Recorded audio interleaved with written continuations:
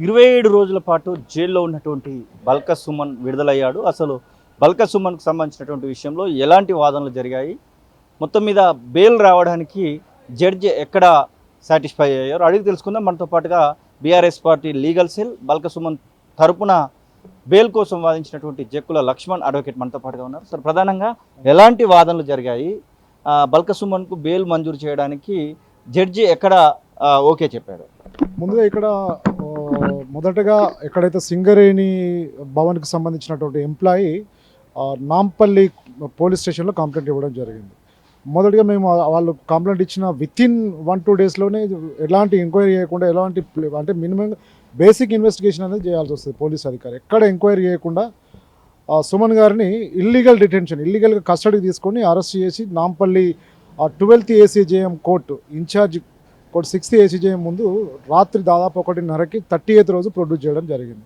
క్లియర్గా ప్రొడ్యూస్ చేసినప్పుడు మేము బీఆర్ఎస్ లీగల్ టీమ్ స్ట్రాంగ్గా రిమాండ్ రిజెక్షన్ కోసం మేము ఫైట్ చేయడం జరిగింది. లీగల్ టీమ్ సీనియర్ అడ్వకేట్స్ మేము అందరం సీరియస్గా ఫైట్ చేయడం జరిగింది. అందులో క్లియర్గా కొన్ని సెక్షన్లు 326 సెక్షన్ కావచ్చు, PDPP యాక్ట్ కావచ్చు, ఇంకా కొన్ని అన్అప్లికేబుల్ సెక్షన్స్ కొన్ని వాళ్ళు పొందుపరచడం, అంటే ఎంక్వైరీ లేకుండానే, ఇన్వెస్టిగేషన్ లేకుండానే, ఆధారాలు లేకుండానే ఆ సెక్షన్స్ పెట్టడం జరిగింది. బికాజ్ ఆఫ్ నేను అదే మొదటి నుంచి కూడా బీఆర్ఎస్ లీగల్ టీమ్ కావచ్చు, నేనే కావచ్చు, అదే వాదిస్తున్నాం. మేము 326 అనేది 10 సంవత్సరాల జైలు శిక్ష పడేటువంటి ఆ నేరం గల అటువంటి సెక్షన్ అది. అంటే అలాంటి సెక్షన్ పెడితే రిమాండ్ని యాక్సెప్ట్ చేయొచ్చు కోర్టు.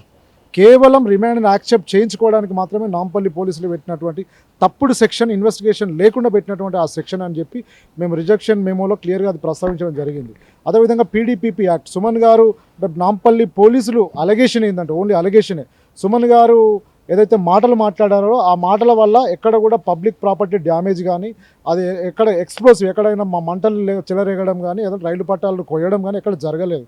అఫెన్స్ అనేది జరగనప్పుడు ఆ సెక్షన్స్ అనేది అప్లికేబుల్ కావు అని చెప్పి మేము PDPP యాక్ట్ కావచ్చు, 326 కావచ్చు, ఇంకా కొన్ని BNS యాక్ట్కి సంబంధించిన సెక్షన్స్ అట్రాక్ట్ కావు. ప్రాపర్గా ఏదైతే కంప్లైంట్ ఒకటి ఉంటుంది, ఇక్కడ ఇన్వెస్టిగేషన్ ఒక రకంగా ఉన్నది, అది వాళ్ళు పెట్టిన సెక్షన్స్ ఒక రకంగా ఉన్నాయి కూడా, సెక్షన్స్ని మీరు డిలీట్ చేయండి అని చెప్పి మేము నాంపల్లి 12th ACJM కోర్టులో మేము దాఖలు చేసినప్పుడు రాత్రి 1:30కి దాదాపు PDPP యాక్ట్ని రిమూవ్ చేయడం జరిగింది. అదేవిధంగా 326 ఏదైతే 10 సంవత్సరాల నేరం ఉన్నటువంటి ఒక సెక్షన్ ఉందో క్రిమినల్ కాన్స్పిరసీ, ఆ సెక్షన్ని కూడా రిమూవ్ చేయడం జరిగింది. రిమూవ్ చేసి కేవలం 152 అంటే రాజద్రోహం కింద వస్తుంది ఆ సెక్షన్ కింద.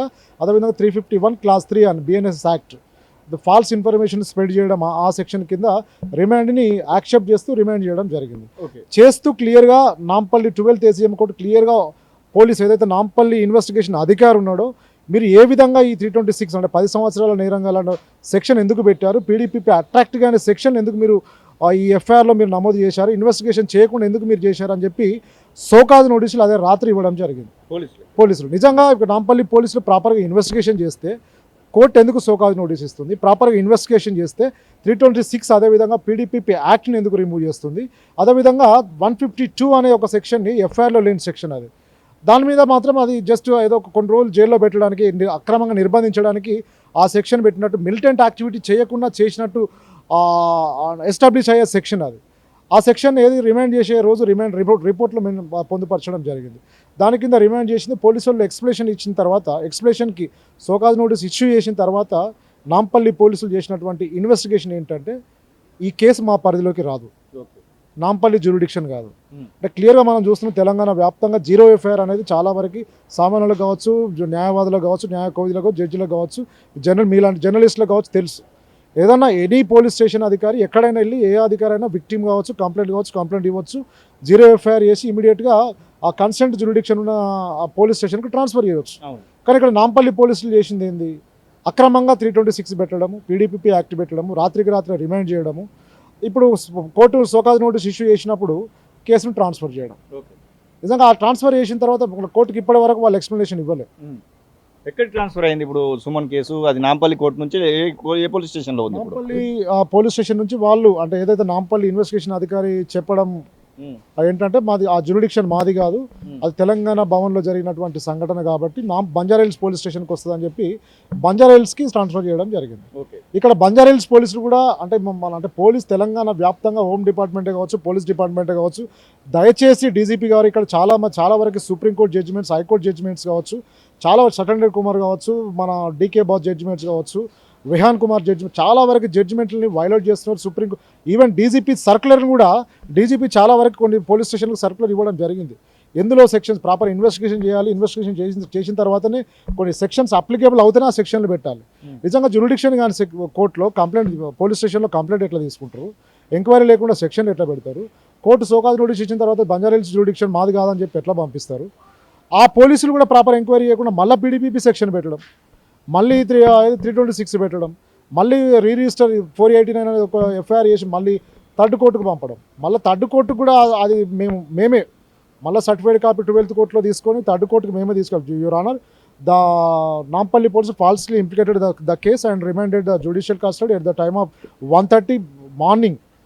The time of the court, we requested the court and delete the so-and-so sections 326 and 32 PDPP Act అని చెప్పి మేము ఒక మెమో ఫైల్ చేసినప్పుడు కోర్టు ఆ సర్టిఫైడ్ కాపీ 12th కోర్టు ఇచ్చిన సర్టిఫికేట్ బేస్ చేసుకొని అప్పుడు ఆ సెక్షన్స్ని ఓహో ఇదా నా కోర్టు దృష్టికి కూడా పోలీసు వాళ్ళు తీసుకెళ్ళాలని అంటే మనము ఇల్లీగల్గా వాళ్ళు ఆ యాక్టివిటీస్ అనేది మనకు కనబడుతుంది. ప్రధానంగా ఈ కేసులో మీరు చెప్తున్నటువంటి ఆ యాక్ట్స్ కొన్ని పోయాయని చెప్తున్నారు. ఏదైతే రాజద్రోహం సంబంధించినటువంటి తర్వాత పీడీ యాక్ట్కి సంబంధించి పోయిన ఈ కేసు అసలు నిలబడదా? అలాగే ఏదైనా కండిషనల్ బెయిల్ ఏమైనా ఇప్పుడు సుమన్ పైన ఉందా, మామూలే ఉండొచ్చు అంటారా? సుమన్ గారి పైన మీరు అన్నట్టు ఇందులో కండిషన్ బెయిల్ హైకోర్టు ఇవ్వడం జరిగింది. 25,000 2 షూరిటీలు. ఏదైతే ఈ కేసు ఉందో ఈ కేసుకు సంబంధించి ఎక్కడ మీడియాలో కావచ్చు, ప్రెస్ మీట్లో కావచ్చు, సోషల్ మీడియాలో మాట్లాడదని ఒక condition. 8 weeks every Monday 11 AM Banjara Hills police station SHO అధికారి ఇన్వెస్టిగేషన్ అధికారి ఎవరు ఉంటారో ఆయన ముందు హాజరు కావాలి, ఇన్వెస్టిగేషన్కి సపోర్ట్ చేయాలి అనే ఒక కండిషన్. ఈ కండిషన్ సుమన్ గారు ఫాలో అవుతారు. సుమన్ గారికి మేము బ్రీఫ్ చేయడం జరిగింది. ఇన్వెస్టిగేషన్ తను సపోర్ట్ చేస్తారు. తను ఒక ఎంపీగా ఉన్నారు, ఒక ఎమ్మెల్యేగా ఉన్నారు, విప్గా ఉన్నారు కాబట్టి తను ఇన్వెస్టిగేషన్ సపోర్ట్ చేస్తారు. మొదటి నుంచి కూడా సుమన్ గారు అదే చెప్తున్నారు. వాలంటరీగా కూడా తను నేను పోలీసులకు సపోర్ట్ చేస్తానని చెప్పిన సందర్భం కూడా ఉన్నది.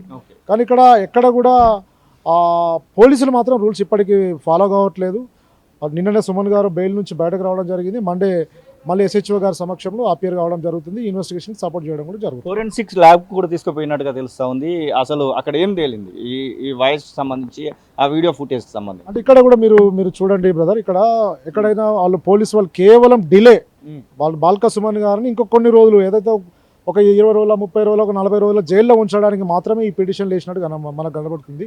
MP నెంబర్ 540 MP నెంబర్ 541 అనేసి అంటే FSL వాయిస్ రికార్డు కోసం, అదేవిధంగా వీడియో రికార్డు కోసం కంపారిజన్ చేయడానికి మాకు సుమన్ గారు వాయిస్ శాంపిల్స్ కావాలి, వీడియో శాంపిల్స్ కావాలని చెప్పి నాంపల్లి కోర్టులో వేసినప్పుడు నాంపల్లి కోర్టు ఆర్డర్ని కస్టడీ పిటిషన్ కూడా వేశారు. 4 days కస్టడీ డిస్మిస్ చేసి వీటి మీద డైరెక్షన్ ఇవ్వడం జరిగింది. ఇది ఎవరికి SHO బంజారాహిల్స్ వాళ్ళకి.